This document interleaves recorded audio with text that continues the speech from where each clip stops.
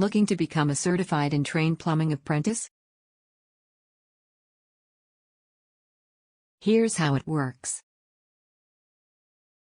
Step 1. Enroll for our online apprentice course.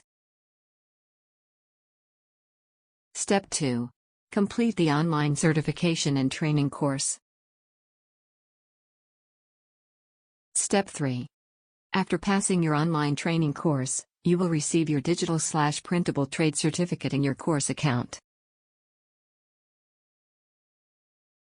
Step 4. Apply for an entry-level apprentice position with a company or business requiring employees. Note: make sure to have your resume set prior to applying for employment with your credentials.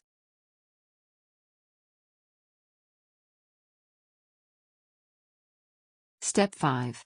Complete the required hours necessary by your county or state to become a journeyman while employed. This is after you graduated from our apprentice course program. Note: Step 5 may not be required depending on your county or state. Becoming a plumbing apprentice with DMAC Tech Trade School is easy. Begin your 4-week certification and training course today. We look forward to your success.